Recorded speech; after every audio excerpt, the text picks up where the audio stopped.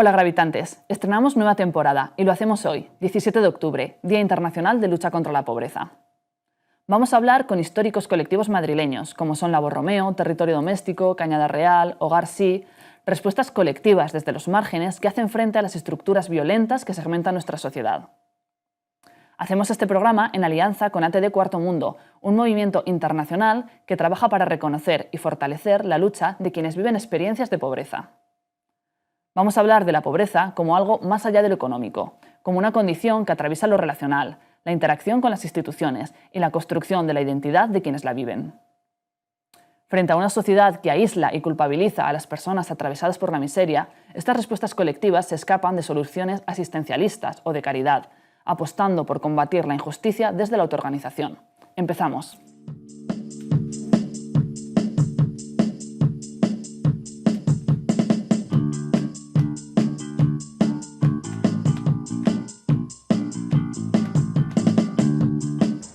Estamos muy acostumbradas a hablar de pobreza en términos económicos, de PIB, de desempleo, de ingresos diarios. Instituciones a nivel nacional e internacional buscan dar respuesta creando políticas que, al intentar reducir la desigualdad, a menudo la empeoran, señalando a las personas que la viven, empujándolas a depender de la caridad y aumentando el control y vigilancia sobre sus vidas. Nosotras tenemos claro dónde está el error, que nadie se molesta por preguntar a quienes más saben sobre luchar contra la pobreza, las personas que la experimentan.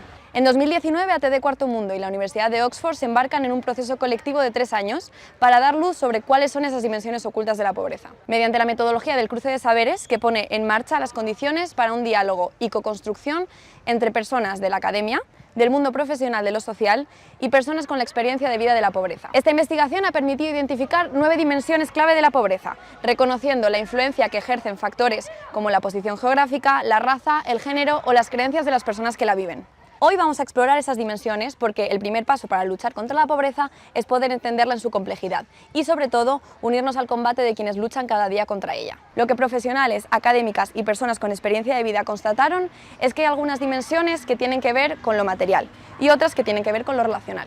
La pobreza genera una serie de privaciones materiales que tal vez no sean más familiares. La falta de trabajo decente, la falta de ingresos seguros y las privaciones materiales y sociales marcan la vida de las personas empobrecidas y condicionan totalmente su acceso a sus derechos y su posibilidad de vivir una vida estable y tranquila. Las personas en situación de pobreza rara vez tienen acceso a un trabajo justamente pagado, seguro, estable, regulado y digno. A menudo las personas en situación de pobreza empiezan a trabajar muy jóvenes y desde entonces son víctimas de explotación, de malos tratos y de humillaciones. El empleo digno suele ser escaso, lo que obliga a las personas a aceptar malos empleos que ponen en riesgo su salud, que no tienen ningún o muy poco efecto positivo en sus vidas y que por el contrario pueden agravar su situación de precariedad.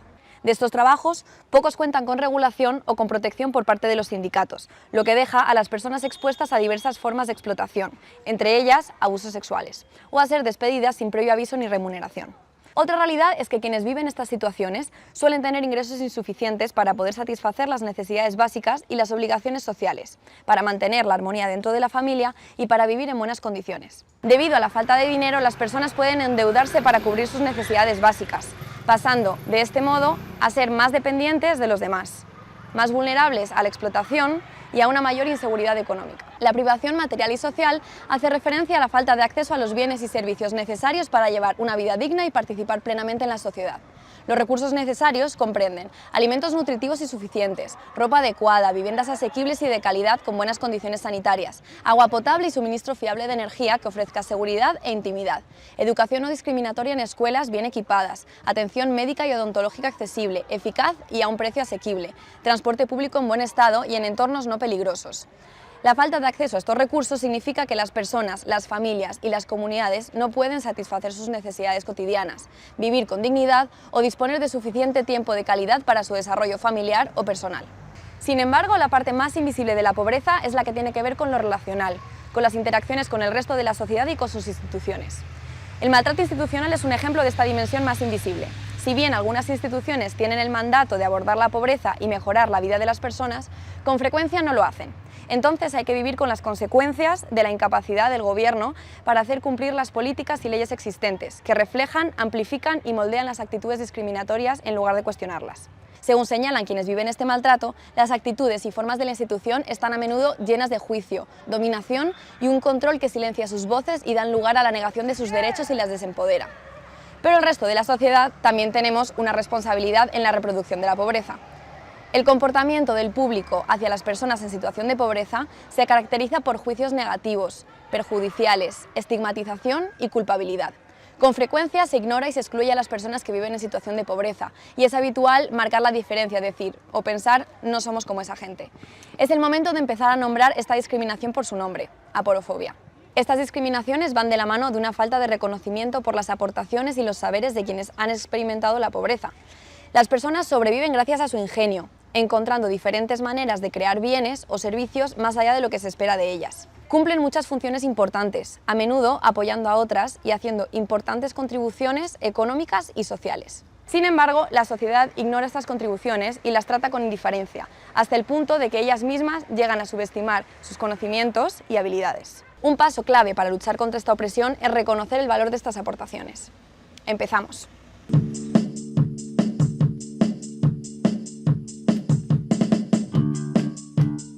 No poder acceder a un trabajo decente como el resto de la gente, pues claro, me afecta a mí, a mis críos, pues en la alimentación, en la higiene, nos crea inseguridad a los críos, pues a mí, afecta mucho a muchas cosas, claro, afecta psicológicamente. La verdad, tenía que haber un plan social, la verdad, en que instituciones, asociaciones, servicios sociales, gobiernos, pues crearan un proyecto para las personas, para esta generación que estamos aquí hoy en día, que tenemos difícil acceder al trabajo y al mercado laboral. Tendría que haber un proyecto para que todas estas personas que vemos que tenemos dificultad para el empleo, podamos acceder a un empleo digno y no tengamos que acceder a trabajos precarios,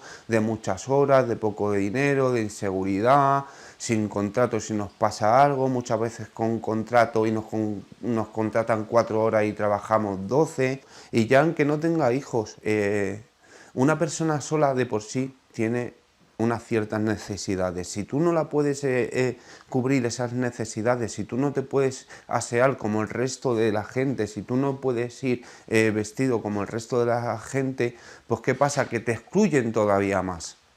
Te excluyen todavía más. ¿Qué pasa? Que yo me he dedicado también a la chatarra, no porque fuera quisto, sino porque no me ha quedado otra opción y no he encontrado trabajo, y mi manera de poder subsistir ha sido buscando chatarra. Y la verdad es que la chatarra es algo muy inseguro, porque claro, tú sales a buscar chatarra y tú no sabes si ese día vas a conseguir para cubrir tus necesidades.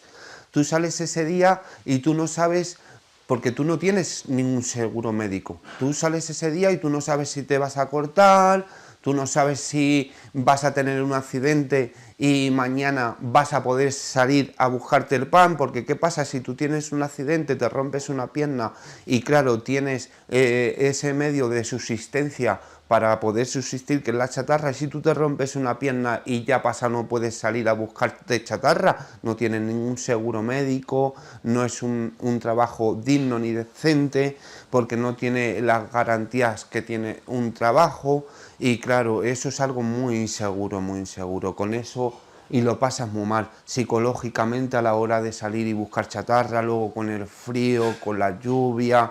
Todavía muchas veces, porque yo he ido con una bici o con algún carro, todavía la gente, por estar en esa situación y por intentar esforzarte, que es mucho esfuerzo el que haces para poder subsistir, todavía te discriminan todavía más, o sientes muchas veces miradas o muchas veces hasta palabras de discriminación o de desaprecio, o cuando tú has terminado de vender chatarra y te quedas en un lado con tu carro y vas al supermercado a comprarte una barra de pan o lo que sea, parece que tú no eres persona, parece que el resto de la gente te aparta de la sociedad, y eso es algo muy penoso, porque la verdad es que nosotros somos tan personas como el resto de la gente. También vamos a hablar de trabajo precario con las chicas de territorio doméstico. Bueno, pues yo soy Rafaela Pimentel Lara, soy trabajadora de hogar, activista feminista y migrante, Y bueno, pertenezco al colectivo Territorio Doméstico, que es un colectivo de trabajadoras de hogar, que estamos peleando por los derechos de las trabajadoras y además por un reconocimiento de este trabajo y un valor en este trabajo. Y yo creo que hablamos de eso, porque es verdad que con los informes y todo esto de antes siempre se ponía como bueno, eres pobre o eres pobre porque tú has hecho, tú misma te has hecho pobre, no has sido una persona que has trabajado, no has sido una persona emprendedora, no has sido una persona que ha tirada para adelante, pero ya vemos como todos esos esquemas se rompen, ¿no? Porque realmente no se valora por eso de que tú estés de que no has sido como lo que se da en estos momentos o en Latinoamérica. Bueno, eres conviértete en una mujer emprendedora, como nos dicen a nosotras en el trabajo de hogar, pero ¿por qué no os hacéis autónoma y emprendedora de su propio trabajo? Entonces, claro, esto es pues haciendo que te quiten como esos derechos y que tú te resuelva la vida de manera individual, que es lo que se está buscando en estos sistemas en estos momentos, ¿no? Vamos a hacer que la gente se resuelva las vidas individualmente, ¿no? Por eso ahora estamos intentando de las luchas, que una lucha por un desahucio que no sea pues a Carmen y que Carmen se lo coma solita, sino que el tema de los desahucios nos toca y por eso están todas las luchas del sindicato de inquilinas, otras como nosotras que apoyamos, porque es que esto no podemos hacerlo, que se convierta de manera individual, porque la pobreza también nos van a empobrecer de manera individual y nos van hasta hacer sentirnos culpables. Y eso no. Sí, no, lo que nos pasa, por ejemplo, las trabajadoras de hogar, tenemos un trabajo que, como tú dices, forma parte de la sostenibilidad de la vida, ¿no? Y cuántas no hemos trabajado en estos trabajos y realmente no hemos salido, no hemos podido pues ni comprar una vivienda, todo lo que ganamos se nos va en un pago de una vivienda que muchas veces ni siquiera en condiciones están, en enviar dinero a nuestras familias, como nos pasa a las mujeres migrantes, en estar aquí cubriéndonos nuestras propias necesidades con unos salarios que realmente no son dignos. Y unas condiciones que no son dignas. Por ejemplo, nosotras ahora mismo estamos con el tema de reconocimiento de las enfermedades. Muchas de nosotras ya tenemos más de 60 años y estamos ahora mismo trabajando con los cuerpos rotos, como nosotras decimos, y tomando medicamentos para poder seguir trabajando, porque realmente muchas de nosotras o no vamos a tener una jubilación en condiciones o ni siquiera vamos a llegar a jubilarnos, porque estos trabajos no han sido reconocidos, no se ha cotizado por esos trabajos. Por eso nosotras llamamos una deuda de cuidado que tienen específicamente con las mujeres, porque aquí hemos hecho este trabajo que sostiene la vida y que sin muchas de las mujeres, y hablo de mujeres porque realmente las que sostenemos estos trabajos somos en la gran mayoría mujeres, entonces no han cotizado por nosotras, a muchas de nosotras, y luego ya entra toda una variedad, por ejemplo, con el tema de las personas migrantes que no están regularizadas, que no han podido estar en la seguridad social, porque si no tienes papeles no estás. Esos son elementos también que hacen que haya un empobrecimiento también de las personas cuando no te valoran el trabajo que hace, cuando las condiciones de trabajo brillan por su ausencia, porque es determinadas determinada familia que cumple con condiciones de trabajo lo mejor posible, pero no son muchas, son pocas. Entonces, luego hemos conseguido derechos, por ejemplo, las trabajadoras de hogar, hemos conseguido unos derechos a fuerza de la lucha y que realmente están ahí, que lo estamos como batallando, ¿no? Y toda esa falta de derechos también te llevan a un empobrecimiento. Cuando tú no tienes un derecho a un salario, a pesar de que los salarios se han aumentado y todo, pero todavía hay muchísimas trabajadoras que no tienen ese salario, porque o hay familias que no lo pueden pagar, o hay familias que se saltan a la torera y no lo pagan, no lo reconocen, ¿sabes? Mujeres ahora mismo haciendo tareas de cuidado 24 horas y realmente no llegan ni siquiera al salario mínimo.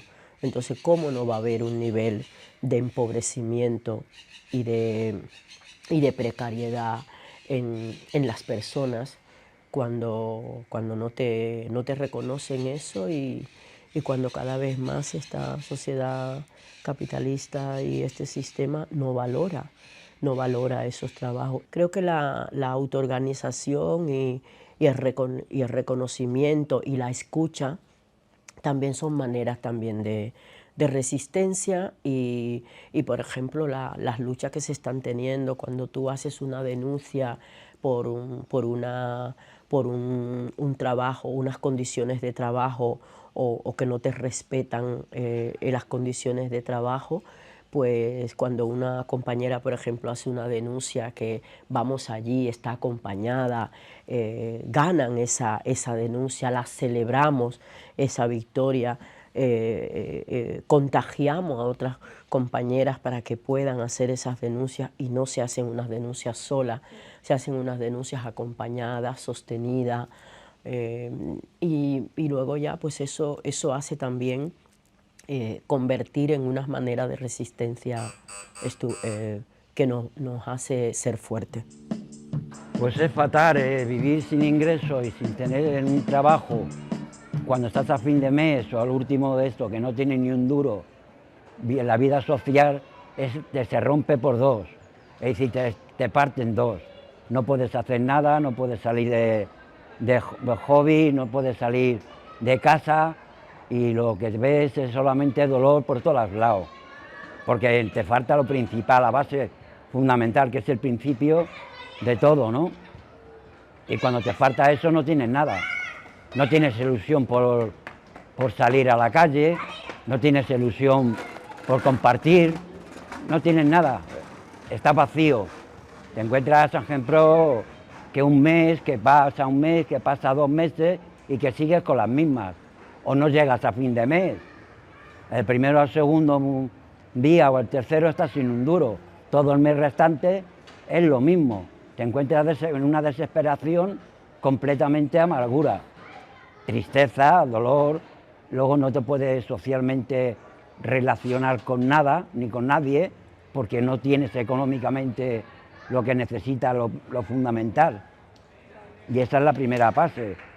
Bien, ¿no? Que estuviera, por ejemplo, todo tu mes, que por ejemplo estuviera cubierto.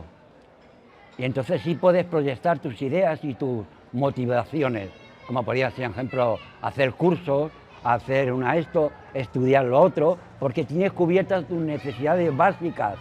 Pero si te faltan las básicas, te mueres y te mueres de asco. Y eso es lo que te falta. Damos paso a la oficina jurídica, a las compañeras, que son las que llevan ahora también el caso de esto de las rentas mínimas y otros procesos parecidos. La oficina jurídica llevaba muchos años luchando contra la inseguridad de las rentas mínimas autonómicas, por insuficientes y porque no duraban mientras duraba la necesidad, porque excluían a los más jóvenes, porque tenían en cuenta criterios de empadronamiento que el Comité Europeo de Derechos Sociales había dicho que no podían ser. Cuando nace el ingreso mínimo vital, mucha gente puso muchas esperanzas, pero nosotros, en cuanto nos leímos primero el decreto Y después la ley supimos que no iba a ser una buena ley para las personas porque nuevamente repetía los errores de las rentas mínimas autonómicas. Pero además el hecho de que haya comenzado cuando la seguridad social está devastada, no tiene personal, no tiene oficinas que atiendan a la gente, hace que la oficina jurídica haya sido un recurso para muchas personas en toda España, porque desgraciadamente para muchas personas esta medida fue una medida política muy defendida y que ha costado mucho que muchos colectivos entendieran que no es una medida buena para las personas más pobres, ¿no? Yo creo que poco a poco con la reclamación colectiva hemos podido explicar por qué supone unos ingresos que no son seguros y que ponen en conflicto a las familias. Por todos sus requisitos y por cómo está configurada la norma, no está hecha para las personas más pobres, porque las personas más pobres viven situaciones de inseguridad habitacional, situaciones de cambios de unidad de convivencia, y todo eso la ley lo penaliza. Y lo penaliza hasta el punto que las personas que antes vivían situaciones de pobreza acaban siendo personas en situaciones de pobreza con deudas, lo cual pues es como un contrasentido de la pretensión originaria de la ley. Eso, ¿quién consigue obtenerla? Porque hay muchas personas que o se la deniegan o ni siquiera llegan a solicitarla. Creemos que muchas de las personas que no la solicitan tienen que ver con que saben que no cumplen los requisitos de antemano y se les va a denegar porque tienen muchas experiencias alrededor de personas que les está pasando e incluso de muchos vecinos que tienen deudas que asustan mucho porque 12.000 euros de deuda para una persona empobrecida que empezó a trabajar el año pasado y que es lo que tiene que devolver, pues es muy fuerte. El combate de la oficina jurídica no es solo sobre ingresos dignos, porque desgraciadamente a quien le falla un derecho es que no le falla un derecho, le fallan todos. Quien no tiene ingresos dignos no tiene una vivienda digna, en muchas ocasiones no tiene acceso a una salud digna, no tiene derecho a una educación digna. Entonces, el combate de la oficina jurídica es entender en qué consisten ese no acceso a derechos a través de las personas que sufren el no acceso, ¿no? A través de sus historias en primera persona podemos entender cuáles son las dinámicas que viven muchas otras personas y desde ahí intentamos ver estructuralmente cómo cambiar esas situaciones. A veces es difícil porque las personas se acercan con mucha angustia por su situación y es muy difícil pasar del yo individual al yo colectivo, pero nuestra lucha pasa por construir un yo colectivo que luche por los derechos de todas y todos.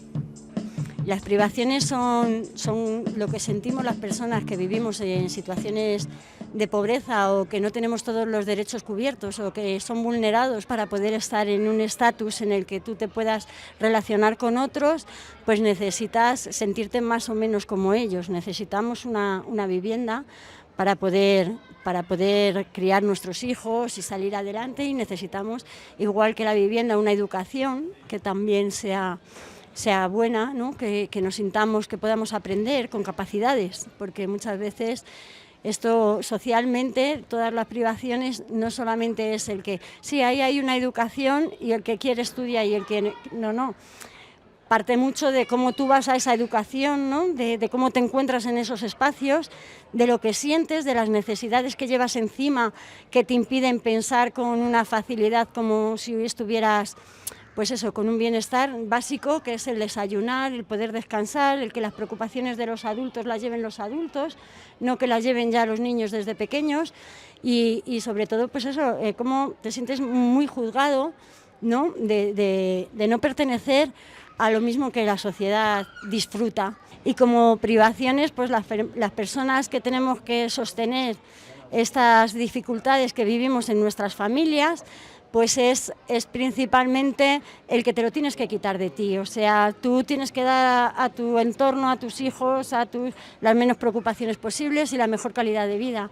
Y claro, tienen que comer bien y la fruta está muy cara y la carne todo está tan caro que al final no puedes ni dar ese bienestar, pero para poder hacer algo, lo primero te lo quitas de ti. La institución quiere aparentar que hace algo, ¿no? Lanza medidas que son para que no se caiga lo de arriba, porque a lo de abajo, la verdad, mirar la Cañada Real, la de tiempo que lleva sin luz, luchando, estudiando a oscuras y ahí no toman medidas, ¿no? Y se buscan otras cosas para que la sociedad tenga la mente en si en un Fórmula 1, en si en Madrid es muy grande, pero claro, luego no podemos habitarlo. No hay espacios para nosotros y hacen cosas de ocio gratis, pero ¿cómo te vas a disfrutar cuando tienes una tristeza tan grande encima y encima piensas que los demás te miran mal? ¿Cómo haces eso, no? Es tan difícil. Bueno, y ahora ya pues en el vídeo veréis como Tabadot de la Cañada Real os lo puede poner más encima de la mesa y constatar los sufrimientos que vivimos. Estamos en la Cañada Real, estamos en el sector 6. La Cañada Real es un barrio lineal de 16 kilómetros que está dividido en 6 sectores. El sector 6 es el sector más grande, es el que pertenece a Madrid, o sea que pertenece al Ayuntamiento de Madrid. Luego está el sector 5 y el sector 4 que pertenecen a Rivas, 3 y 2 a Vicálvaro y el 1 a Coslada. El sector 1 es uno de los sectores que ha conseguido ser integrado totalmente en la zona de Coslada, o sea que tienen reconocida sus viviendas, tienen todos sus derechos fundamentales y básicos reconocidos, asfaltado, agua, luz, o sea, todo lo que requiere tener un barrio en condiciones existe en el sector 1. ¿Por qué hago esta referencia? Porque el sector 1 también es Cañada Real y es el único que tiene el derecho a pertenecer a la capital española.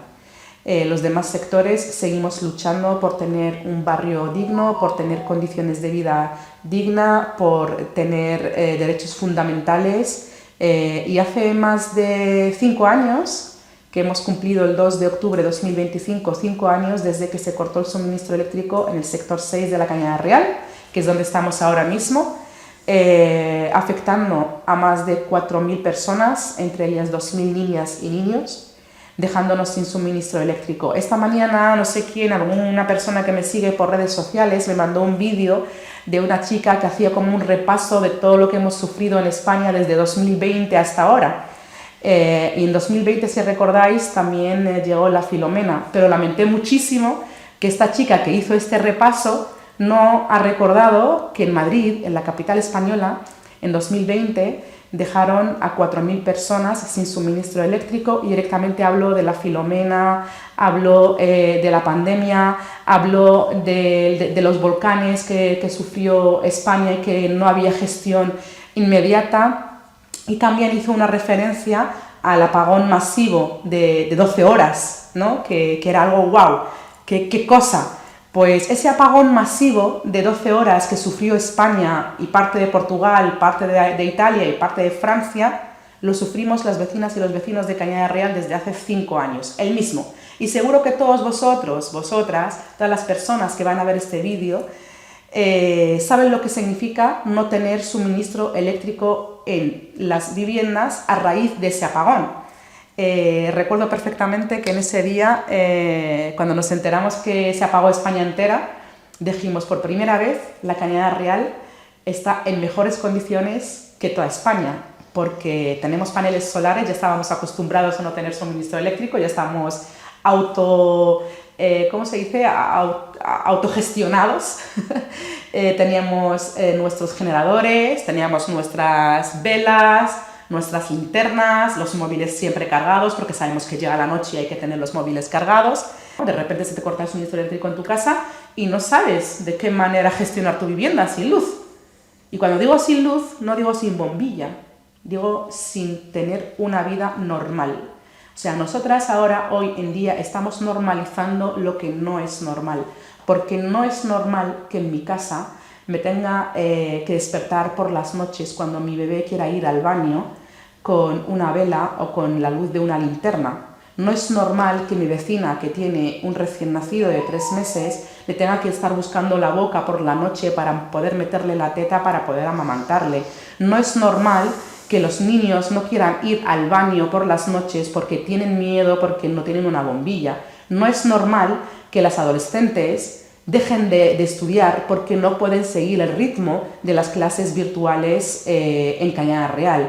No es normal que en invierno nuestros hijos, cuando estén haciendo los deberes, lo hagan con 4 o 5 mantas encima, y que no es normal que un bolígrafo se quede congelado del frío que existe en Cañada Real. Y no es normal tampoco que las mujeres estemos retrocediendo en el tiempo y tengamos que estar lavando la ropa a mano, lavando a los niños o duchando a los niños con agua caliente que calentamos en ollas grandes. No es normal que tengamos que cocinar día a día y no tener una compra en condiciones en las neveras porque las neveras no funcionan. Y tampoco es normal que los enfermos que dependen de una red eléctrica no puedan conectarse para poder respirar y dormir en condiciones normales en Madrid, en la capital más rica de España, a 16 kilómetros del centro de Madrid.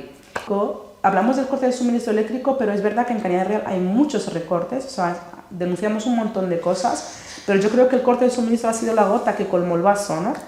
Es una lucha de resistencia, es una lucha de dignidad y es una lucha de proteger lo que es nuestro. Estamos ante una violación de derechos masiva. Estamos ante un desalojo forzoso de nuestras tierras. Nos quieren desalojar porque Madrid no tiene otra manera de crecer que no sea hacia el sureste, y para que siga creciendo y para que las grandes promociones de Aijones, Berrocales, el Pau de Vallecas se pueda vender con millones y millones de euros, las personas de Cañada Real se nos pisotean los derechos fundamentales humanos. Y eso que el Comité de Derechos Sociales del Consejo de Europa ha denunciado a España por violar 10 puntos en la materia de derechos fundamentales humanos. تبادل هي مؤسسة نسوية تعاونية اجتماعية تواصلية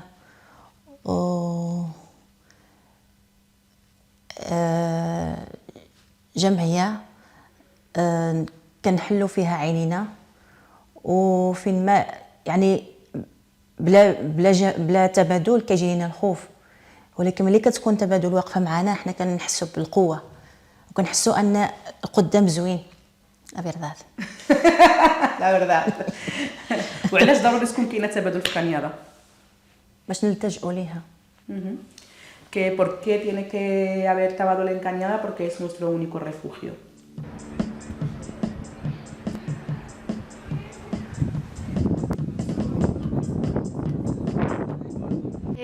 El maltrato social es la exclusión que hacen a las personas más pobres basándose en sus prejuicios, y eso afecta de manera negativa a las personas. Por esos prejuicios nos ponen unas etiquetas como vagos, a nuestras madres nos las llaman mala madre, cuando en verdad se esfuerzan muchísimo. También nos dicen sinvergüenza, sobre todo también a nuestras familias, porque creen que no nos están criando bien. Esas etiquetas nos generan desde pequeñas vergüenza, inseguridad, cansancio. Rabia, porque por ejemplo en los colegios cuando te quitan oportunidades por ser pobre o te señalan, tú sientes rabia, y eso al final hace que te expulsen del colegio, que lo usen como excusa para que ya te vayas del colegio. Y también impotencia, porque como no puedes hacer nada al respecto, pues sientes impotencia, y porque muchas veces esos problemas que tienes en el colegio afectan a tu familia, y también las madres y las familias sienten impotencia al no poder ayudar en ciertos problemas. Por ejemplo, cuando no puedes pagar el material y el colegio te persigue y te dice que tienes que pagar el material y te señalan si no lo pagas, pues las familias sienten impotencia de que ese material no lo pueden pagar y no se lo pueden permitir. Y a las personas que tienen prejuicios y le hacen sentir mal a los jóvenes y a las familias, les invitaríamos a nuestras casas para que vieran cómo es un día con nuestras familias y cómo es que no es como ellos lo pintan ni es tan malo, y las madres trabajan un montón para conseguir al menos algo para sus familias y luego la gente las critica por todo.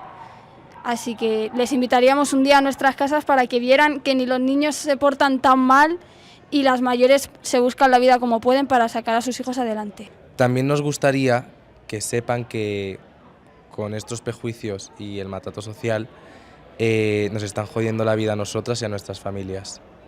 Y ahora, para hablar de maltrato social, os vamos a dejar con nuestras compañeras de Hogarsi. En Hogarsi somos una organización que comenzamos en 1998, trabajamos para que ninguna persona viva en la calle, somos de ámbito estatal y trabajamos con soluciones de vivienda. Siempre focalizamos en las personas, en el derecho a la vivienda y en no culpabilizar a la persona de su situación, porque la situación de sinhogarismo no es una situación elegida. Una persona no elige vivir en la calle. El sinhogarismo es una privación del derecho a la vivienda. No se puede culpabilizar a las personas por su situación. La razón principal por la que las personas están en situación de sinhogarismo es por falta de vivienda. No podemos buscar otras razones. Por lo tanto, la privación del derecho a la vivienda te priva de otros derechos. El derecho a la salud, el derecho a la seguridad, el derecho al acceso al empleo, y todo esto está vinculado, por supuesto, con la pobreza. En este sentido, la mirada social está distorsionada. Las personas consideran que las personas que están en situación de sinhogarismo tienen problemas de salud mental antes de acabar en situación de sinhogarismo, pero nosotras sabemos por las personas con las que trabajamos que es a la inversa. Una persona en situación de sinhogarismo desarrolla también muchos problemas por su condición, por sufrir una situación de sinhogarismo, una falta de vivienda. Por lo tanto, en este sentido, hemos podido comprobar también que una vez que se le ofrece una vivienda, mejora su situación de salud, su salud mental, como veníamos diciendo, porque ese es uno de los prejuicios con los que nos encontramos, y por ejemplo otro de los prejuicios son las adicciones. Las personas en situación de sinhogarismo hay veces que solo por el mero hecho de sobrevivir en la calle se anestesian. ¿Y cómo aguantarías 10 años en la calle viviendo? Entonces, bueno, con unos apoyos personalizados, profesionalizados, cualquier persona puede volver a rehacer su vida, puede vivir otra vez en una vivienda, incluso aunque haya vivido 10, 20 y 30 años en situación de calle, que esas situaciones nosotras también las abordamos. Y sobre todo, también destacar que las personas con las que trabajamos saben lo que necesitan. No podemos no escuchar al pobre, es decir, todas las personas tienen sus derechos, todas las personas, como tú, como yo, tenemos que poder decidir sobre los procesos en los que queremos solucionar una situación.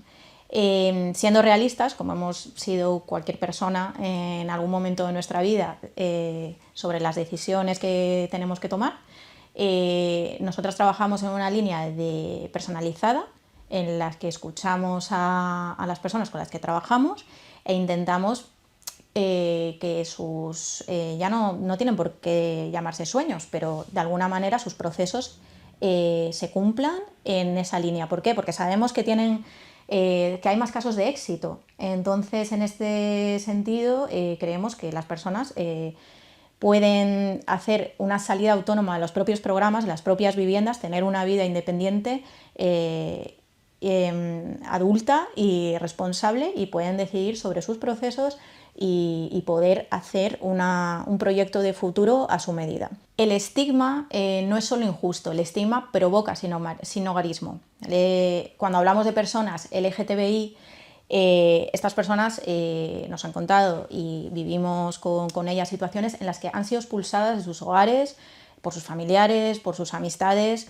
Esto hace que este estigma se perpetúe y y hace que caigan en situaciones de sinhogarismo que es muy difícil salir de ellas.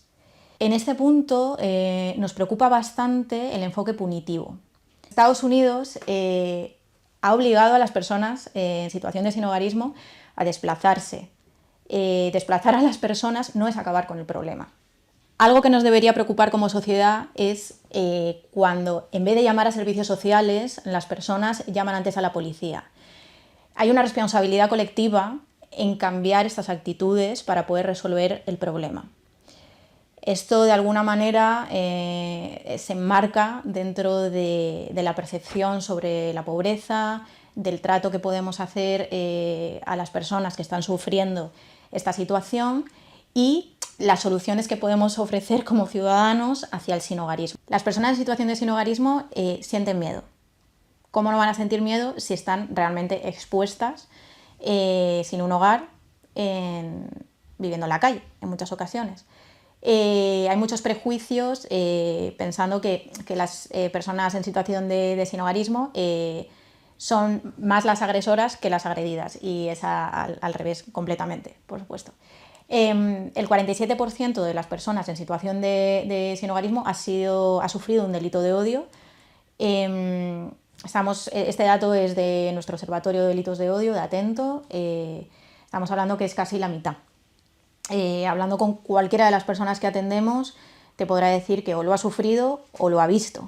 Las personas se sienten más seguras durmiendo, por supuesto, en un cajero, en un portal, porque se sienten un poco más acompañadas o vigiladas. Si se expulsan mediante la arquitectura hostil, sin dar ningún tipo de alternativa habitacional, lo único que estás haciendo es desplazar el problema y exponer a las personas a que les suceda algún tipo de delito de odio o cualquier cosa que les pueda suceder en otro sitio donde vayan a ir a pernoctar. Es maltrato social normalizar esta situación, normalizar esta violencia y normalizar estas cifras.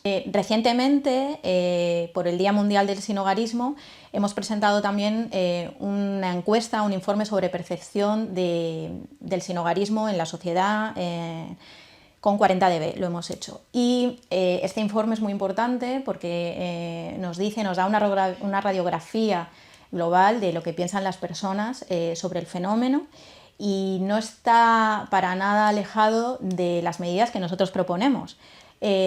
Por ejemplo, hay unos temas de qué genera el sinhogarismo, como puede ser tristeza, que es la emoción principal que se genera, pero también indignación.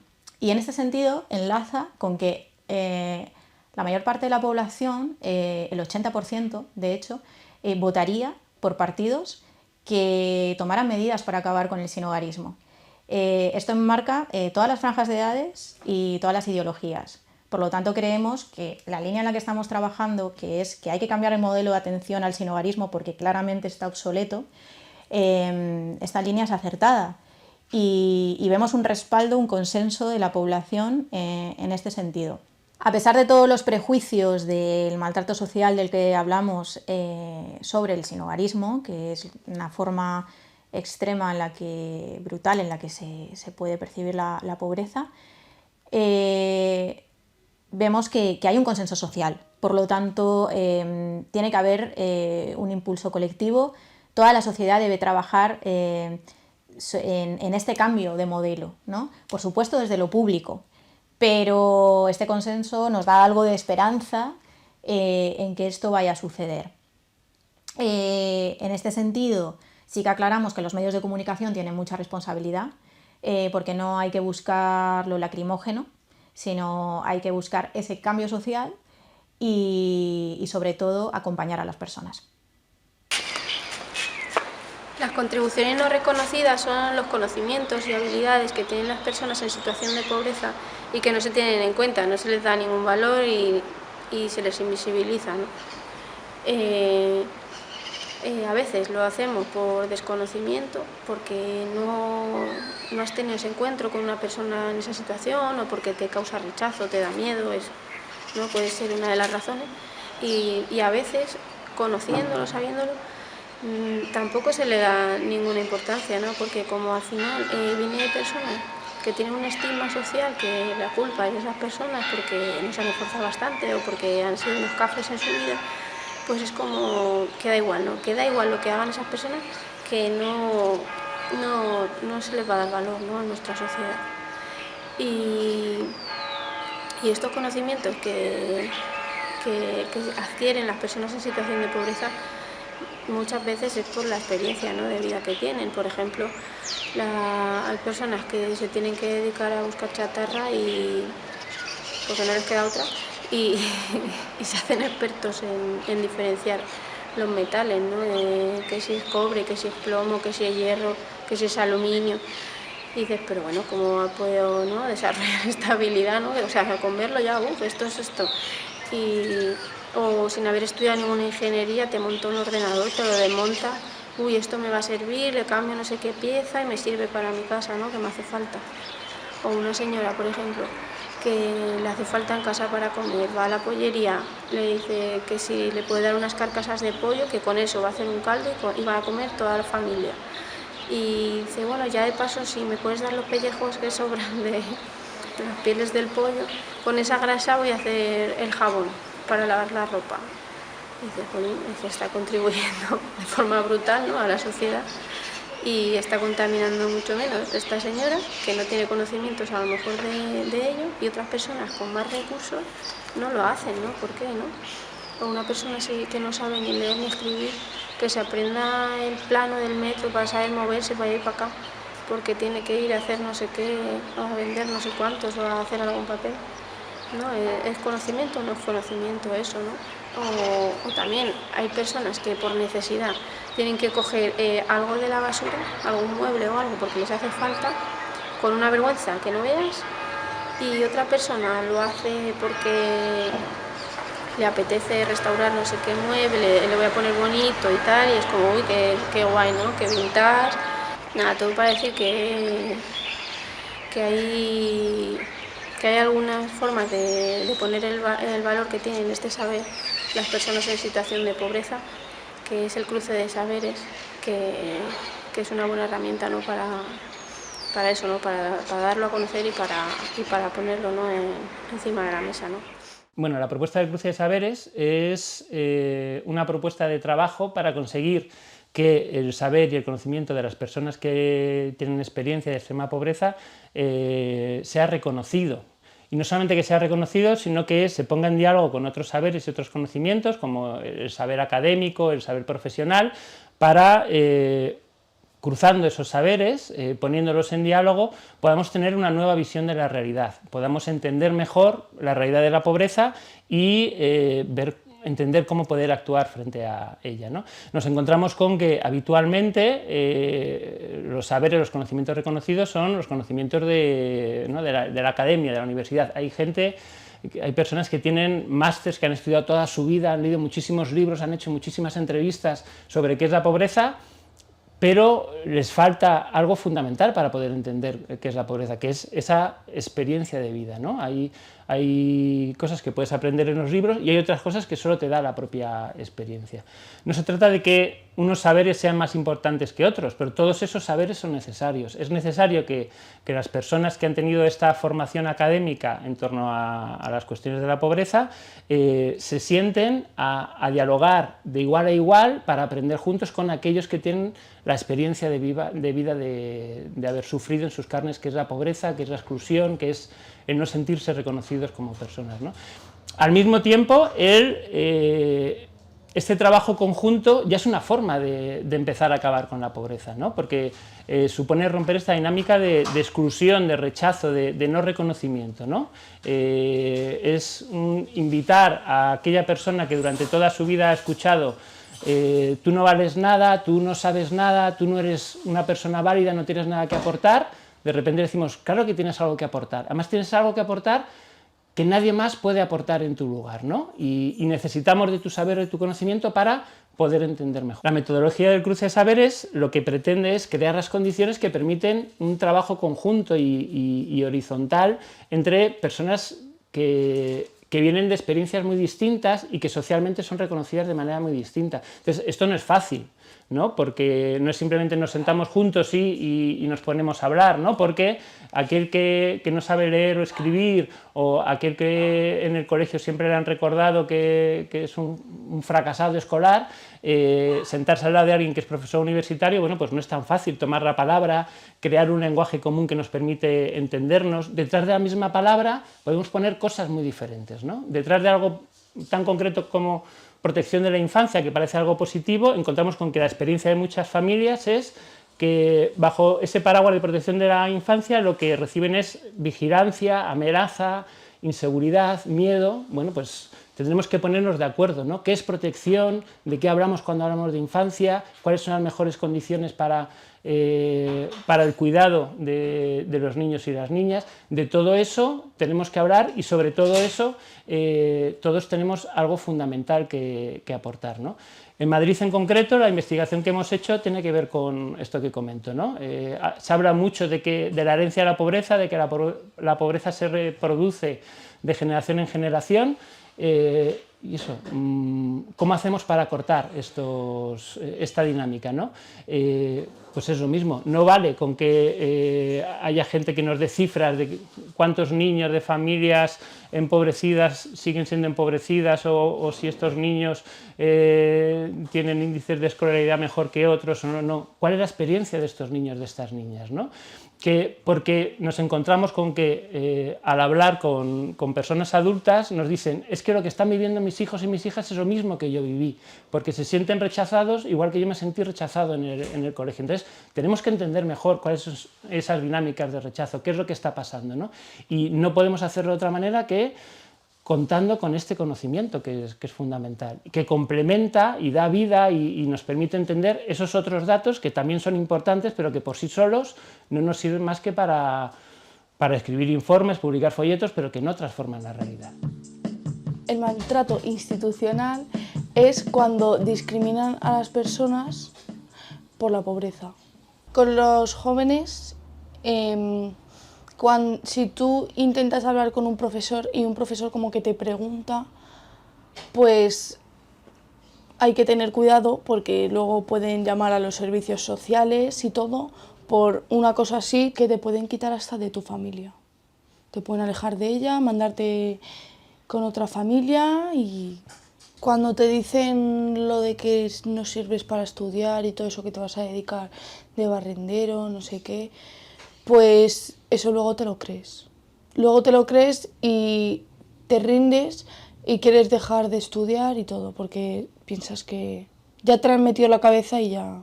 Pues te afecta a ti en el sentido de que ves a tu familia de otra manera, ves a tu familia como que no sirven, porque como que te avergüenzas de que trabajen de eso o de que no trabajen. Y después de ti misma también te empiezas a avergonzar porque que estés por la calle tranquilamente y te tengan que parar y todo, pues te sientes mal. Y ahora vamos a hablar de maltrato institucional con la gente de la Borromeo.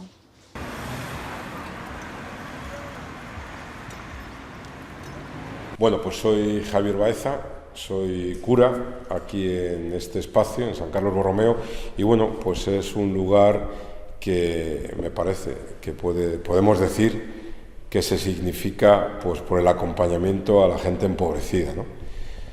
Para nosotros es importante incluso el lenguaje, ¿no? Por eso hablamos de gente empobrecida, porque cuando a veces nos referimos a la gente que no tiene nada, como los pobres, parece que es que uno elige ser pobre o que uno elige no tener recursos o que uno elige vivir en la calle o estar al borde del precipicio para quedarse sin vivienda, ¿no?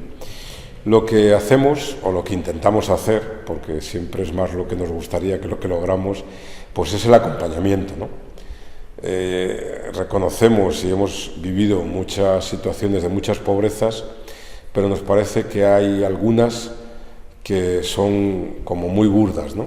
Y que tienen mucho que ver precisamente con esas pobrezas que son causa, generalmente causa más que origen, del maltrato institucional, ¿no? Pues como os decía antes, desde el lenguaje con el que hablamos, no solo en la administración, que también, sino a veces en nuestras propias actividades, ¿no? Pues desde el acaparar la conversación hasta utilizar términos que no se entienden, pues yo creo que es un maltrato institucional o maltrato de los que no somos pobres, ¿no? Y luego también hay, y aquí sí que tenemos experiencia, como diferentes ítems o realidades que nos parece que nos hablan también mucho de ese maltrato institucional. Pues desde la dificultad para empadronarse, ¿no? Ahora aquí, al menos en Madrid, creo que en otras muchas ciudades del Estado español, pero en Madrid es muy difícil empadronarse porque pues, las realidades de la vivienda hacen que el dueño no te deje empadronarse, o que, bueno, pues que hoy estés viviendo en este barrio y mañana estés viviendo en el otro, o en el caso, por ejemplo, de gente en la calle o migrantes, donde no solo no hay voluntad de que nos empadronen, sino que además hay una explícita voluntad de que no se quiere, ¿no? No hay voluntad de que esta gente o de que estas personas se empadronen. Eso está provocando el gran maltrato institucional, que significa que el padrón es la puerta por la que los ciudadanos y las ciudadanas entramos a muchos de los derechos que tenemos, como también a muchas obligaciones, ¿no? Al no dejarse empadronar, pues nos parece que se está cerrando esa puerta.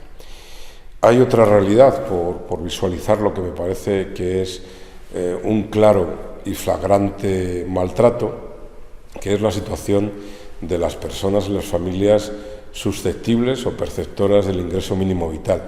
Es verdad que saludamos con alegría, y hay que reconocerlo, y lo seguimos pensando, que hasta que logremos la renta básica, que está ahí en nuestro horizonte, nos parece que el ingreso mínimo vital es una medida transitoria interesante, pero el problema es que la gestión ha sido tan y es tan nefasta que nos encontramos hoy, por ejemplo, familias a las que por un cobro efectivamente indebido, pero claro, estamos hablando de familias que tienen no que vivir, que tienen que sobrevivir, a la vuelta de 2 años. La semana pasada nos encontramos una familia que le está reclamando a la Seguridad Social 60.000 euros a familias que están sobreviviendo. Ese maltrato, el maltrato de la documentación, el maltrato de no reconocer la realidad. Es que hoy día pensar en una familia, en una casa única, pues es una quimera. Eso a lo mejor pasaba en la época de nuestros abuelos o nuestros padres, pero hoy que las casas se comparten porque no hay vivienda, en donde hay una necesidad de compartir casas entre varias familias, claro, poner normas que dificulten el acceso a ese ingreso, a esa ayuda, pues nos parece también que es un maltrato institucional de libro, ¿no? Se me está ocurriendo ahora mismo, porque maltratos institucionales hay muchos, ¿no? Por ejemplo, el que una persona, estando presa, diríamos, tiene su reconocimiento social. De hecho, hay personas en situación irregular, sin documentación, que si están presas y se ponen a trabajar, están cotizando y tienen número de la Seguridad Social, que pierden inmediatamente cuando recobran la libertad, con lo cual es todo un absurdo, porque entonces la privación de libertad te da derechos que luego te quita la obtención de la libertad. Siempre nos dijeron que el horizonte de los ciudadanos era la libertad, ¿no? Me parece que ese maltrato, por ejemplo, a las personas presas y a las personas presas migrantes, pues es una realidad también contra la que tenemos que luchar. Y luego me parece que muchas veces también, bueno, pues eso que decimos, ¿no? Que a veces quizá hemos normalizado con demasiada alegría, no quiero decir frivolidad, pero sí relajación, pues el que no hay citas.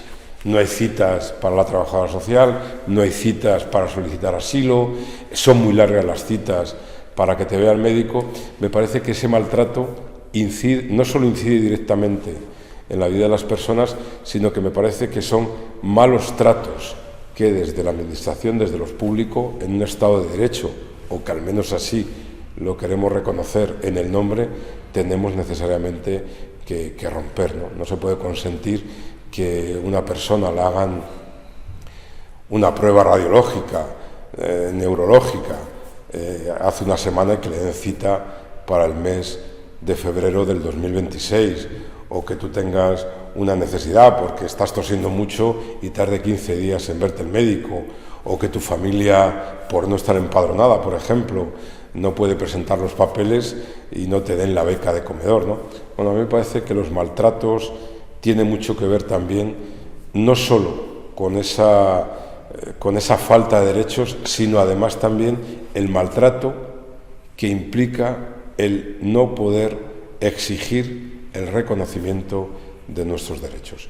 Por eso, bueno, pues en esta jornada del 17 de octubre o del 18, del 21, porque tristemente los días son importantes pero son relativos, me parece que tenemos que empeñarnos de una manera, bueno, pues yo creo que muy fuerte en luchar contra esos maltratos. Nosotros y nosotras desde aquí, una clave principal es la acogida y otra también el acompañamiento. Muchas veces también ese maltrato se visualiza en lo perdida que está la gente en la burocracia administrativa, ¿no? Bueno, pues me parece que también sería como una clave importante para ponernos las pilas para luchar contra esos maltratos que se derivan de la vida cotidiana de las personas empobrecidas en su relación con la administración o cualquier otra institución.